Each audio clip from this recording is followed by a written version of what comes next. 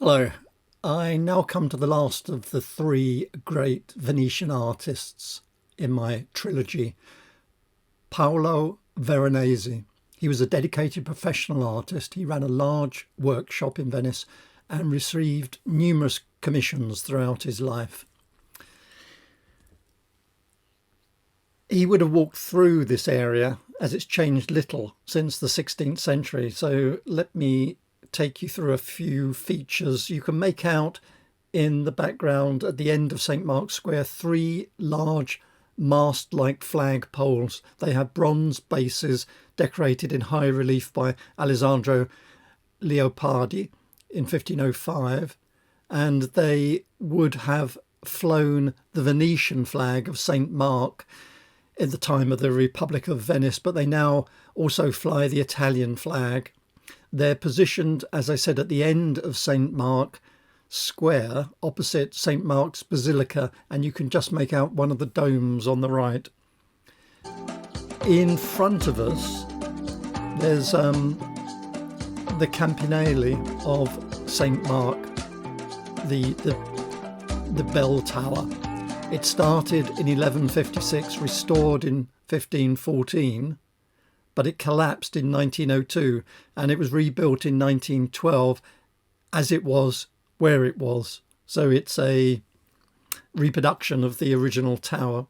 At the bottom, you can see there's a small building known as the Loggetta del Sansovino, built by Sansovino between 1537 and 1546. So it would have been completed by the time Veronese came to Venice in 1553. And at the end of St. Mark's Square, you can now see the three domes of St. Mark's Basilica.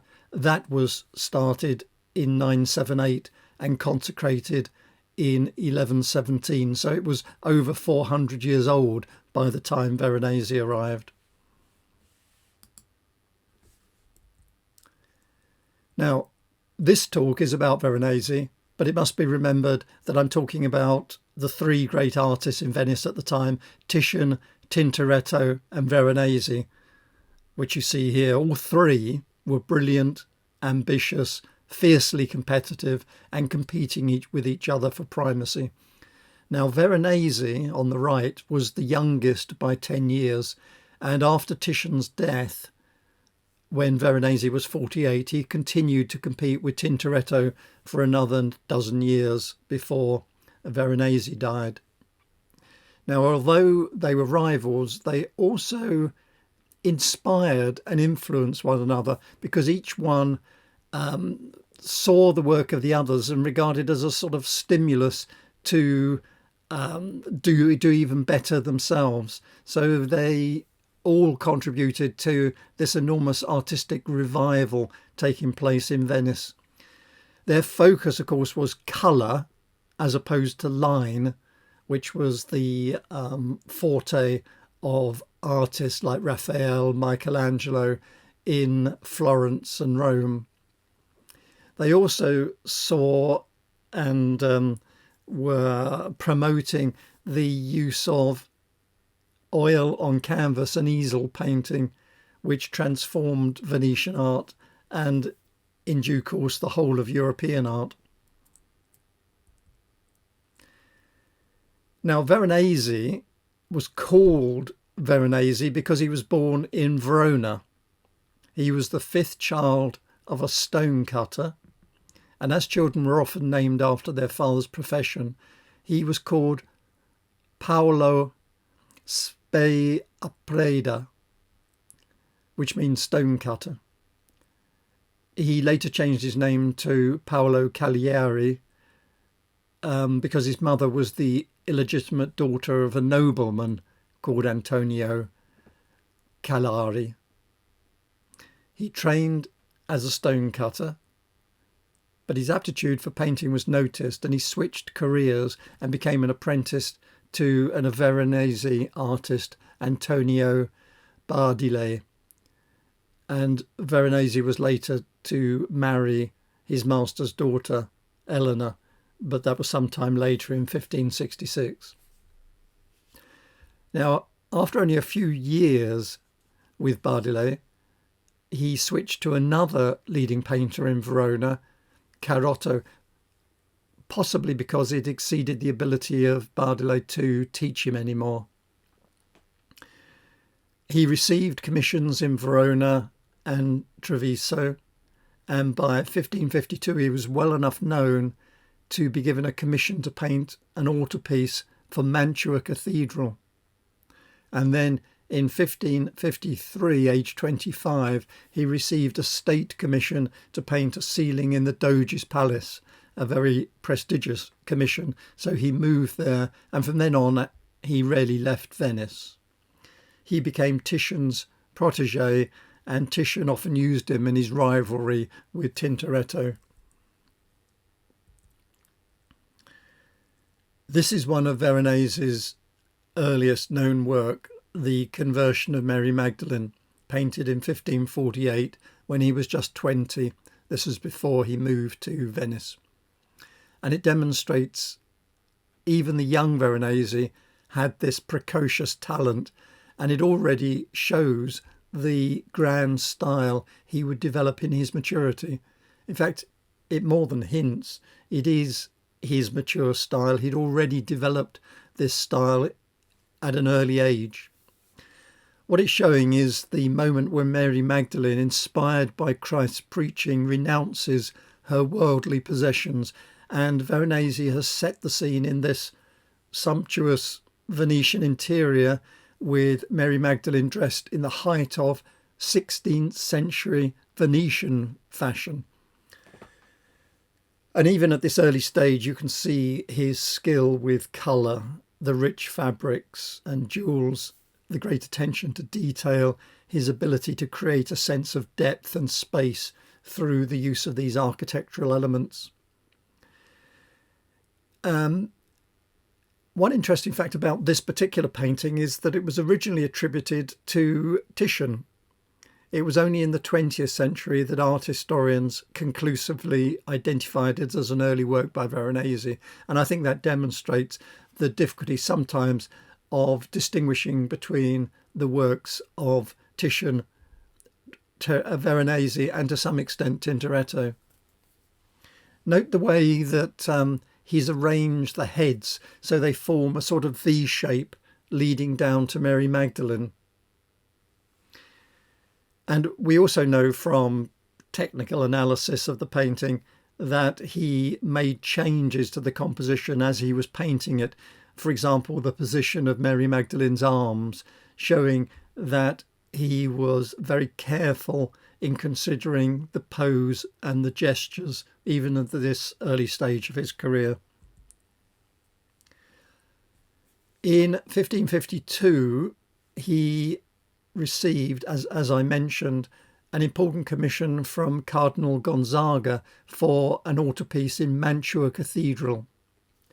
And this is the work, The Temptation of St. Anthony, and it marked a significant step in his career. It was one of the first major commissions outside of Verona.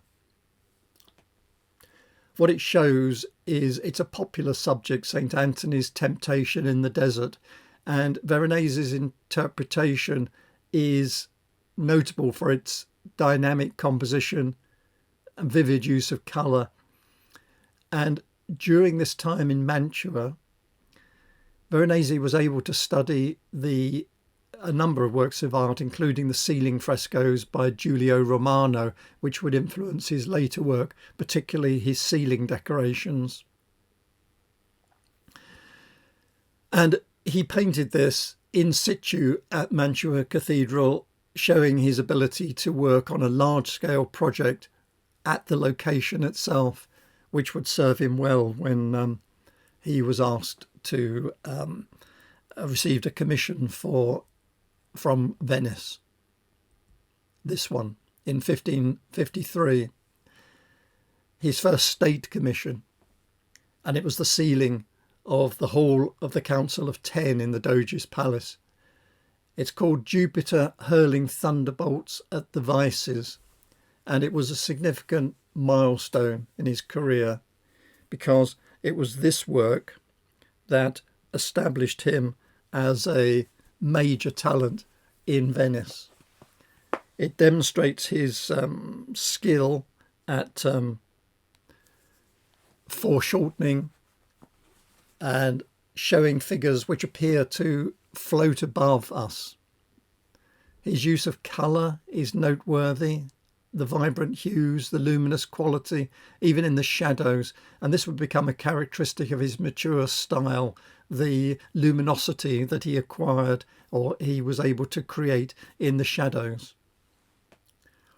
And it was this mastery of colour that set him apart from his contemporaries very early on and contributed to his rapid rise in Venice's artistic circles. Now, it was this work that brought him to the attention of Titian, and for another work in the Marciana library, he was awarded a prize which was judged by Titian and Sansovino. And it was these works that established him as a master painter, and from then on he became a sort of protege of Titian. Personally, if you look at Veronese's life, it could be seen to be a boring life maybe. He married in his 20s, he had children, he travelled little, he was a devout Catholic, although it needs to be said his religious paintings often included playful incidents and large social gatherings. He was very professional as an artist. He ran a large workshop, he employed family members, he ran it successfully without incident, and he would adapt his style to suit his patrons' need.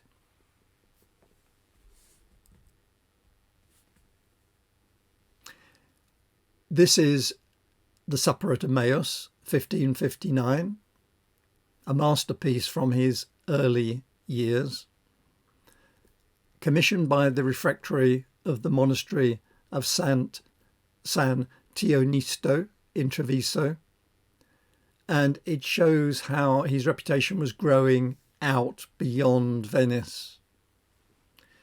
It depicts the moment when Christ reveals himself to two of his disciples at Emmaus, but you can see here that Veronese has taken a different approach to some artists.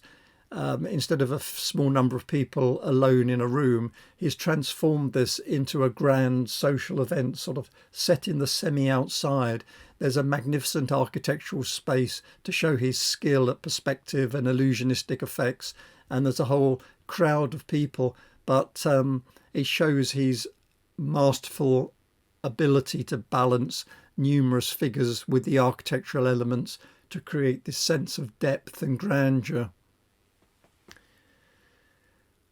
It is interesting that it includes portraits of contemporary Venetian figures, something that many artists would do. Here, we believe it's members of the Barbaro family. They were important patrons of Veronese.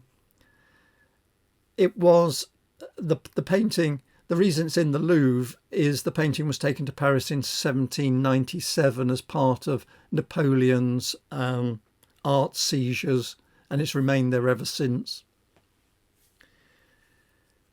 The painting has been restored recently, revealing his vibrant colours, which have become dull, like many of his works, or many artists' works, centuries dull the varnish, and the restoration can bring them back to life, and this restoration has allowed viewers to appreciate the full brilliance of his palette.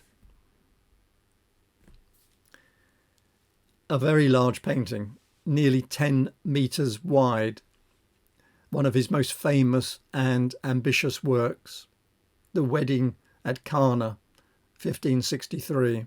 It was commissioned by Benedictine monks of St. Giorgio Maggiore in Venice for their refectory. And it depicts the story of how Jesus turned water into wine at a wedding festival, but Veronese has transformed it into a grand Venetian banquet set in magnificent architectural surroundings that reflect the splendour of 16th century Venice. There's over 130 figures, and he's included portraits of many contemporary Venetian figures. He's also included Titian, Tintoretto, and even himself. He's showing himself playing music in the foreground. Incidentally, this is another painting in the Louvre, and in order to transport it back to Paris, Napoleon's troops cut it into sections in 1797, and it was reassembled in Paris, but some damage from this process is still visible. And it was never returned, which is why it still remains in the Louvre. And last point, notice from the colours, one of the reasons is that he used the highest quality pigments, including the expensive lapis lazuli for the blues, a very expensive pigment that came from Afghanistan, and weight for weight costs more than gold. But it's that use of lapis lazuli that contributes to the enduring, vibrant colours of the work. This is another version, a smaller version of the same event, the marriage at Cana, painted in 1566, or between 1566 and 67. This version was privately commissioned by the Cocina family for their palace in Venice, the Palazzo Papadopoulou. The painting is showing the same wedding feast where water was turned into wine, but he's transformed it in this case into a setting reflecting the splendour of 16th century Venice, and he's showing it at the point where the guests are just beginning to taste the wine in amazement. The wine is brought to the table and they're looking at it and just beginning to taste it. You can see Veronese's mastery of complex compositions. The crowds of people are carefully balanced. The use of colour is particularly noteworthy, and he's included in this painting portraits of the Cucina family members who commissioned the work. They're in the foreground, dressed in their finest attire, and so he's satisfying his patrons' requirement to be part of this biblical scene. As often is the case, there are many elements are anachronistic because it's Venetian architecture, contemporary costumes. This is a common practice that I've mentioned before. And again, in this painting, he was also paid to use the expensive pigment lapis lazuli.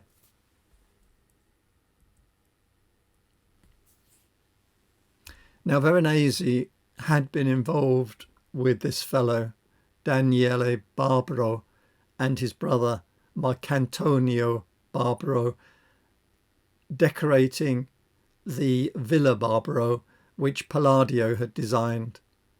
And so Daniele commissioned works from Veronese like this portrait. Now, Barbaro was Aquileia patriarch, which was a prestigious and ancient title, and he's shown here dressed as a bishop. From 1561, he was also a cardinal, but the appointment was what's known as pectore, that is, it's not to be made public.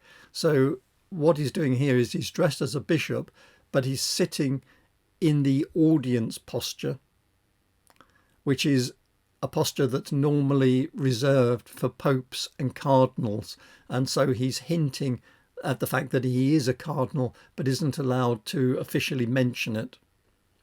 Incidentally, the book standing up is La Pratica della Perspectiva, his treatise on artistic perspective, and the work on the table that he's holding is his commentary on Vitruvius's De Architectura, which is illustrated by Andrea Palladio.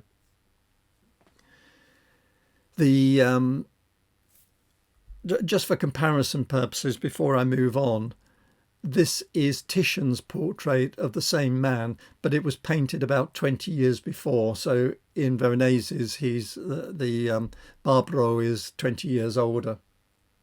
But you can, and also the reproduction that I'm using here is slightly better quality in the Veronese. But it's interesting to compare the way they're positioned and the lighting and the similarities between the two artists.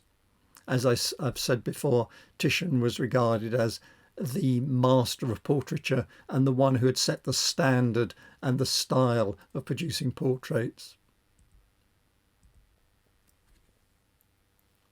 This is The Family of Darius Before Alexander in the National Gallery, London, commissioned by the Pisani family for their villa at Montagnana, and it shows his growing reputation amongst Venetian nobility.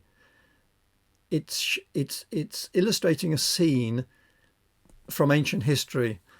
Alexander the Great is meeting the family of the defeated Persian king Darius. And in fact, here Veronese has transformed this historical event into a grand Venetian spectacle, as he typically does, and they're all dressed in sumptuous 16th century Venetian costumes. But the story is that the mother of the defeated King Darius, which you can see here in blue kneeling, she mistook Alexander's friend Hephaestion for Alexander, and the moment's remembered as, rather than being punished by Alexander, he forgave them. And Veronese is showing the moment when Alexander, in red, steps forward to show himself, and with his left hand is pointing at Hephaestion, the person they mistook for Alexander. But Veronese uses it to show his ability to create a painting with complex, multiple figures, masterfully balanced against a 16th century architectural elements, creating this sense of depth and grandeur, rich with vibrant hues. There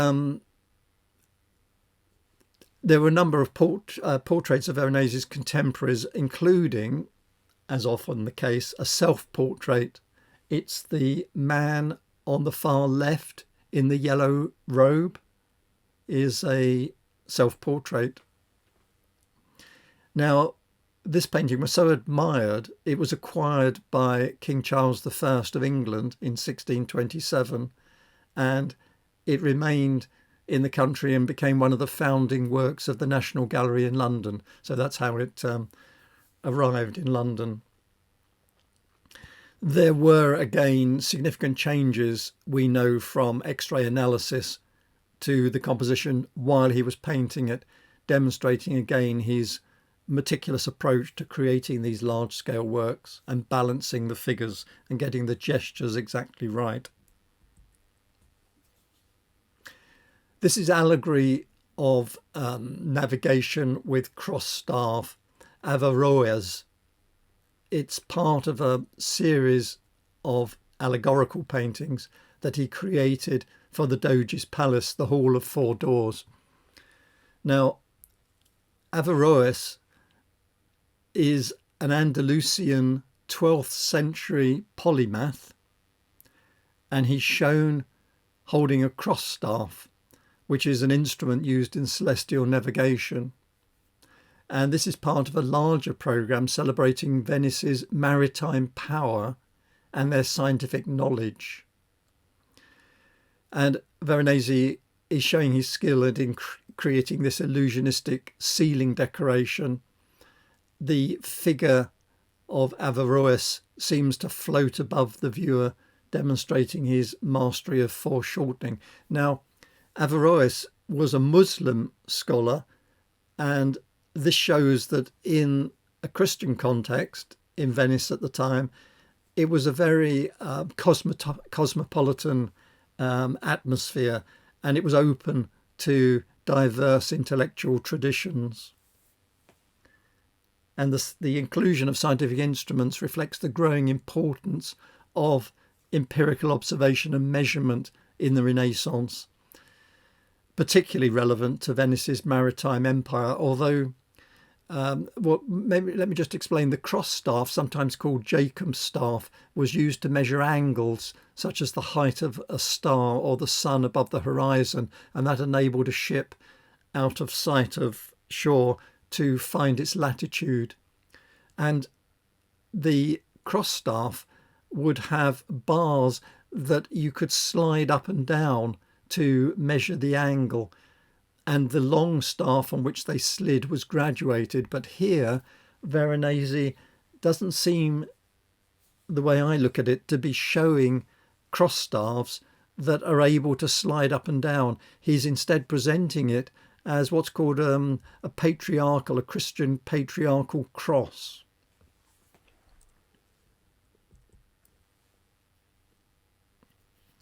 This was painted around 1570, and it's Mars and Venus united by love.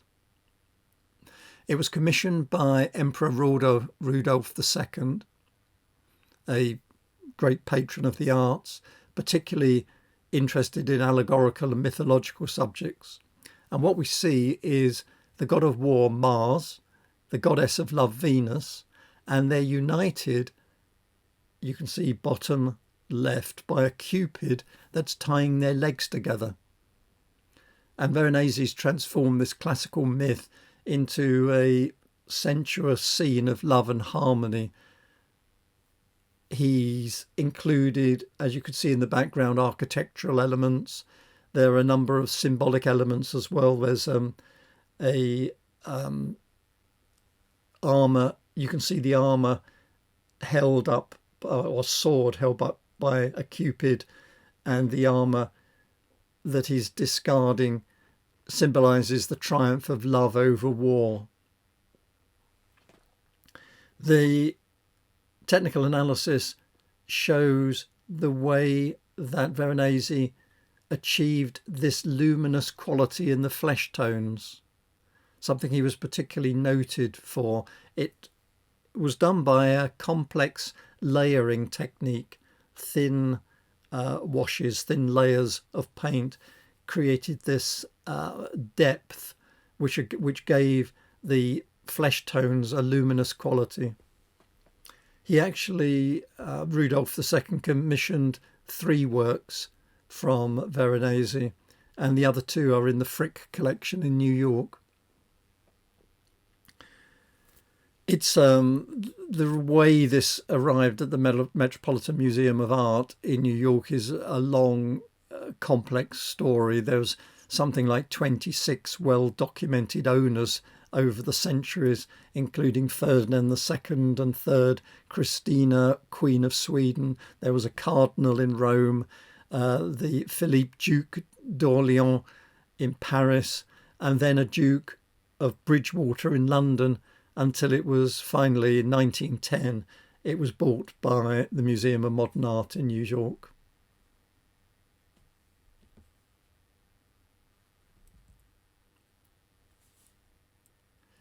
The Adoration of the Kings, 1573.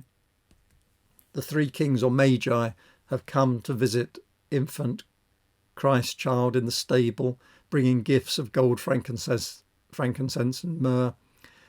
And what Veronese shows is that the stable is attached to the ruins of what looks like a great classical building with triumphal arches in the background. There's angels appearing in the sky. There's a strong diagonal ray of light falling down, illuminating the Christ child. And the Virgin Mary and Christ child is placed where the architecture and the diagonal intersect. It was painted for the church of San Silvestro in Venice. It wasn't an altarpiece, it's a large painting for the wall of the nave beside the altar. And it was 1573 he painted it, and it was by then he was at the very height of his career, and he'd been living in Venice for 2 decades. He had married a few years before in 1565, Elena Badile, the daughter of his former master. He was running a successful workshop with his brother Benedetto, and he'd already completed many major commissions. The Magi, you can see, are lavishly dressed, and again the colours of the Magi's costume is a typical Veronese. And he includes, again, there's a self-portrait in this. He's one of the attendants at the back. He's the one on the left with the beard looking directly out at us. And another interesting addition is the dog on the right in the foreground. It's believed to be a portrait of Veronese's pet dog.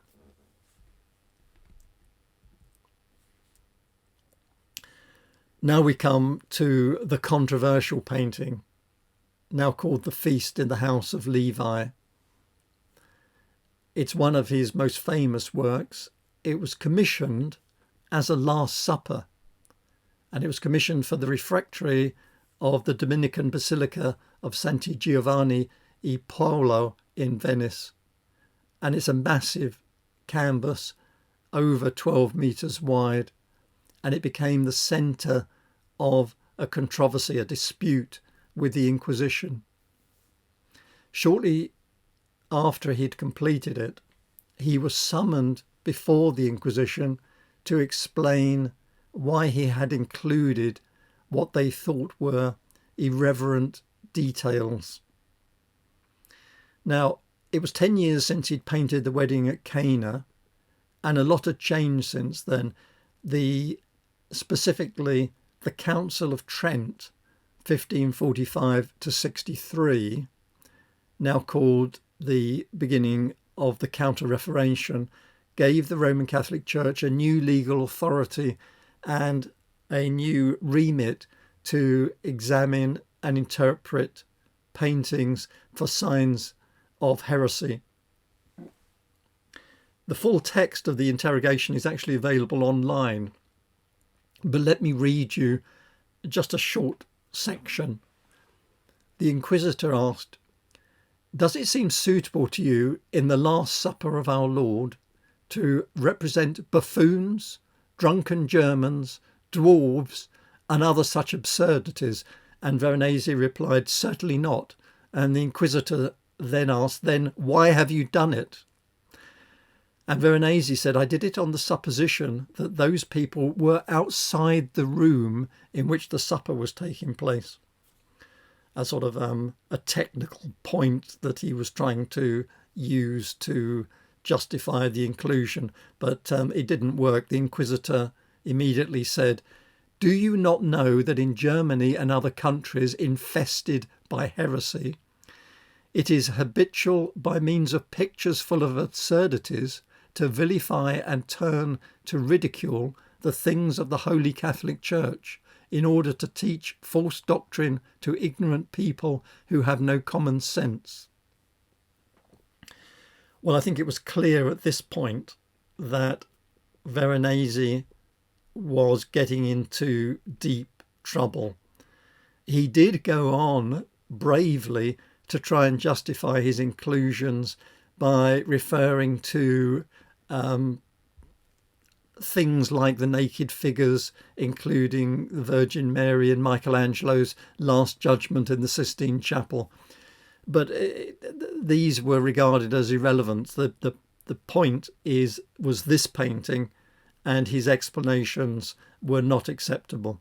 And by the end, Veronese must have expected at least to be tortured or possibly even executed, but he was surprised to be told he had 3 months to change the painting. Now, instead of repainting it, he cleverly renamed it to its current title, The Feast in the House of Levi, a feast referred to in Luke 5:27-29.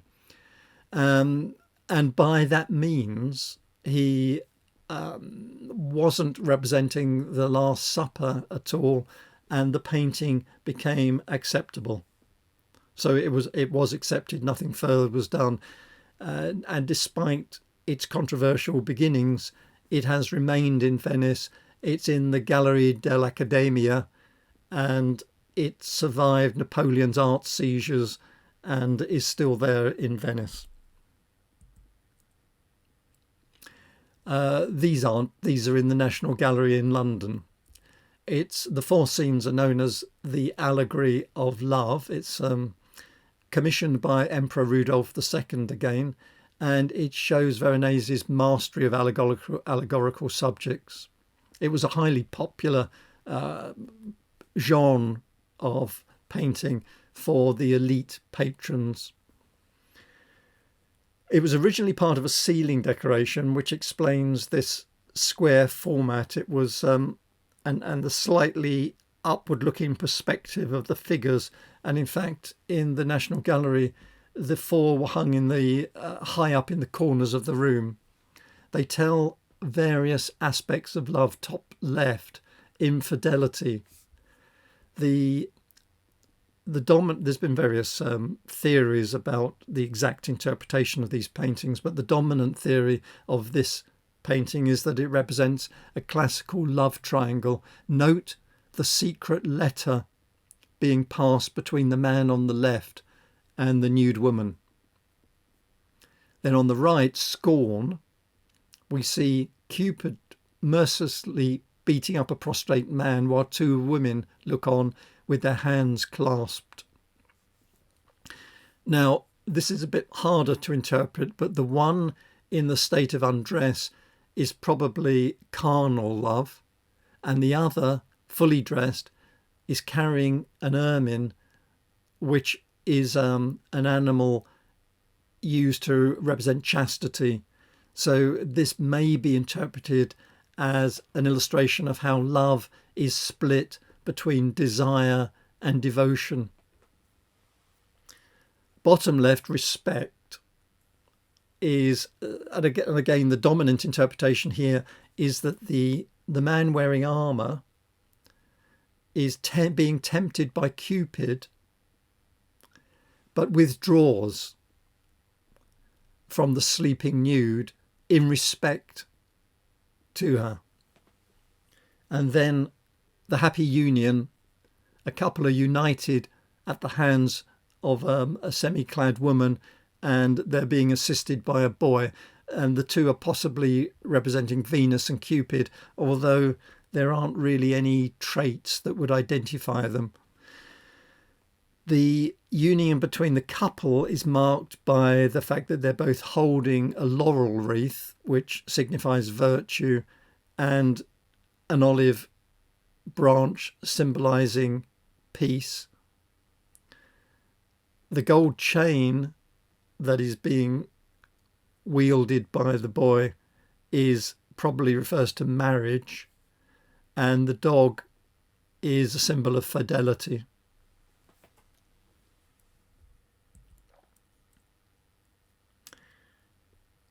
This is a mythological scene of Perseus reaching Andromeda in order to save her. It was and remained a popular subject for artists into the 19th century.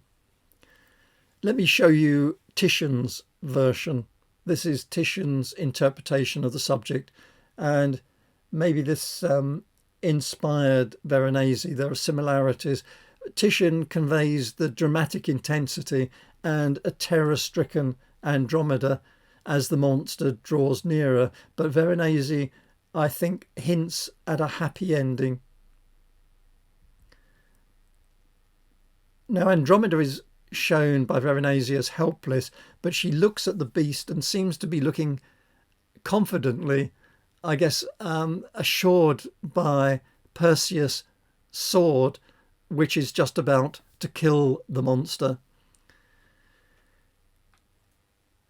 I think the acid tones of orange and the colour of Andromeda's carefully placed cloak was picked up by the artist Théophile Gautier in 1860 when he wrote, "Veronese was the greatest colourist who ever lived, greater than Titian, Rubens or Rembrandt, because he established the harmony of natural tones in place of the modelling in dark and light that remained the method of academic chiaroscuro, that is, light and dark."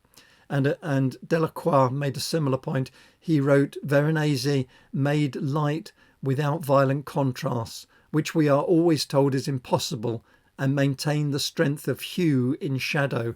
So in fact, they're both commenting on how he's achieved this effect of contrast of light and dark while still retaining the power of these luminous colours. Incidentally, the story, what's going on here, is that Perseus was a Greek hero, son of Zeus. He was returning from a quest to slay Medusa, which he accomplished successfully, when he came across Andromeda, an Ethiopian princess who he saw chained to a rock by the sea. And that was because Andromeda's mother, Queen Cassiopeia, had boasted that her daughter was more beautiful than the Nereids, the sea nymphs, and this angered Poseidon, the god of the sea. And his punishment, he sent a sea monster, Cetus, to terrorize the coast. And in order to appease Poseidon and save their kingdom, Andromeda's parents were forced to sacrifice her to the monster. And so they tied her, or had her tied to this rock, so that she could be devoured by the monster. But Perseus, as I said, happened to be flying by. He saw her, immediately fell in love with her, made a deal with her parents. If he could save her, he would marry her. And he then, in mythology, he used Medusa's severed head to turn the monster to stone. But here, Veronese is interpreting it a bit differently. He's using a sword to slay the monster. And after saving her, he married her and took her back to Greece, where they had several children, which allegedly became the ancestors of a dynasty of Mycenae. Another mythological painting, painted in 1578, the Rape of Europa, one of his most famous mythological paintings in the Doge's palace, where it still is today.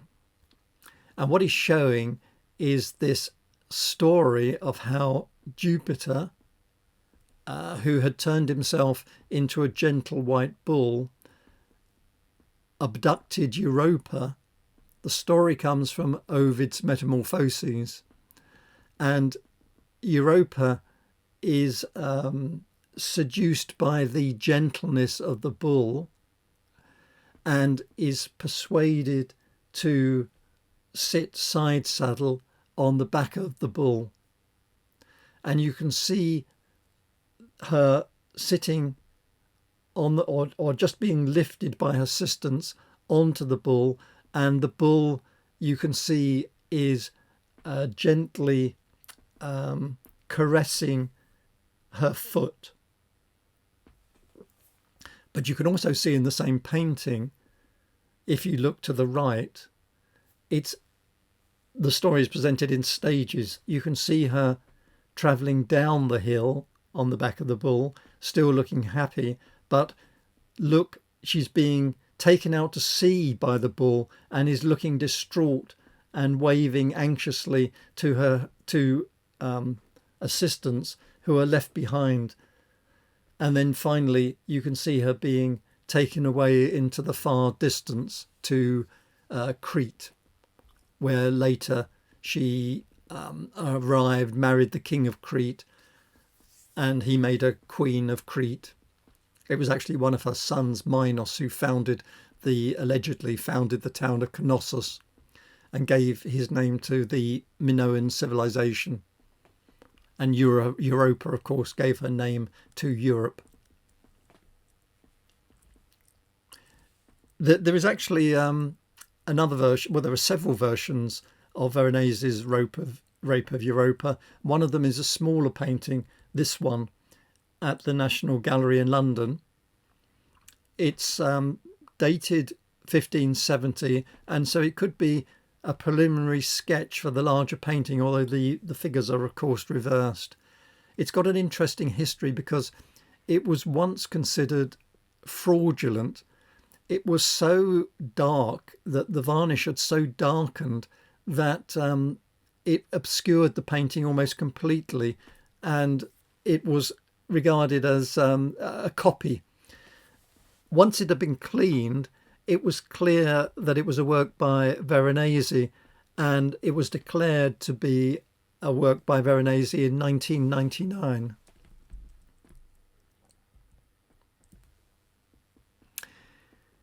This is Lucretia, painted in the 1580s. Now, in the 1570s, I should mention a plague killed a third of the population of Venice, including Titian. In the aftermath, Veronese painted some of his finest work, but it has been pointed out that, quote, it's as if night falls in every single canvas from that point on. And this is one of his most startling paintings.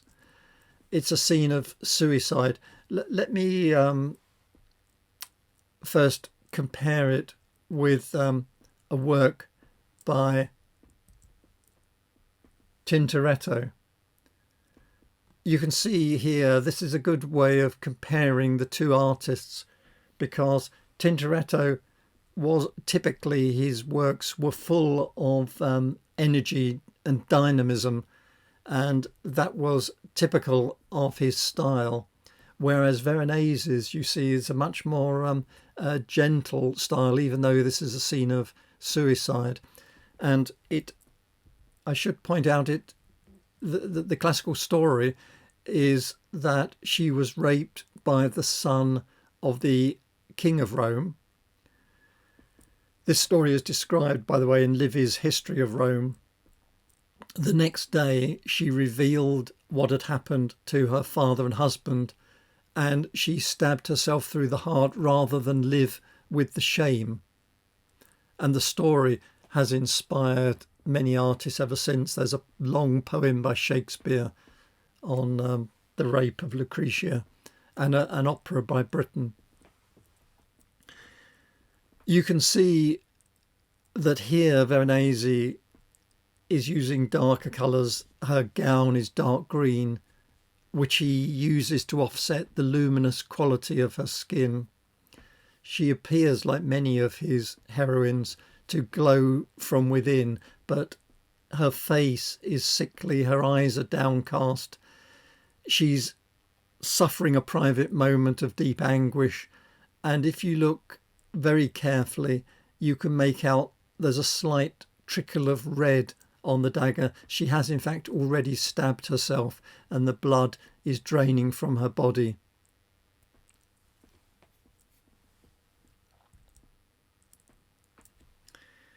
This is another subject from Ovid's Metamorphoses. It's Venus and Adonis. Here, Veronese is showing Adonis still asleep in Venus's lap.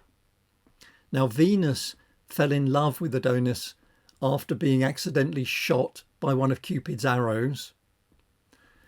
And in front of her, you can see Cupid with a hound. And what he's doing, Cupid is trying to stop the dog's desire to go out hunting, because Venus has foreseen the death of Adonis that day. And she's shown cooling, I think, Adonis. it looks like a little flag, but what she's carrying, what she's using, is the forerunner of a fan, which she's using to cool him. The story ends badly because what happens is that he wakes up and she can't prevent him from going hunting that day. He fires an arrow at a boar, which isn't killed, it turns on him and kills him. Venus, who's up in the sky at that point, rushes down and reaches him just in time to embrace him before he dies, and promises that from his blood a flower will spring, and the flower is the anemone, which is a beautiful but short-lived flower, just like Adonis. This is the triumph of Venice, completed in 1585, one of his last major works and a crowning achievement of his career. It's a ceiling painting created for the hall of the Great Council in the Doge's palace, and it's an allegorical representation of the power of Venice and its glory. And in the centre, the top centre, is Venice personified as a crowned woman, or just being crowned. She's looking up to Glory, who's offering her a crown, and she's sitting between two great towers, representing the entrance to the city's shipyard, the Arsenale. She's surrounded by figures representing victory, fame, honour, peace, and many other virtues. And then below her, there are a whole collection of Venetian society separated into different social classes. There are cardinals, there are soldiers down below at the bottom, all creating this realm that pays homage to Venice. And of course it illustrates Veronese's unparalleled skill at creating these grand illusionistic ceiling decorations. It's a tour de force of foreshortening and perspective. It actually was commissioned to replace an earlier work that was destroyed in a fire of 1577. It's a very large painting. It's over 9 meters tall, and to produce it, what he did is he worked on it in sections in his studio and assembled it in situ, a testament to his organisational skills and to his workshop. So, coming towards the end, my 3 talks have been about rivalry and the career of 3 of Venice's greatest painters, whom I've chosen to talk about separately: Titian, Tintoretto and Veronese. All 3 were brilliant, ambitious, fiercely competitive. Titian is known for his mastery of colour and sensuous style, although later he developed a looser, more expressive brushwork. He excelled in portraiture, and of course he also painted many religious scenes and mythological subjects. Tintoretto is known for his dramatic compositions, bold use of perspective, energetic settings, turbulent scenes, strong contrasts, and had a technique which earned him the name Il Furioso. Veronese is renowned for his grand theatrical compositions, elaborate architectural settings, masterful use of colour, and a bright, luminous palette. And he specialised in large-scale religious and mythological scenes. In summary, Titian's work was evolved over time, became more expressive.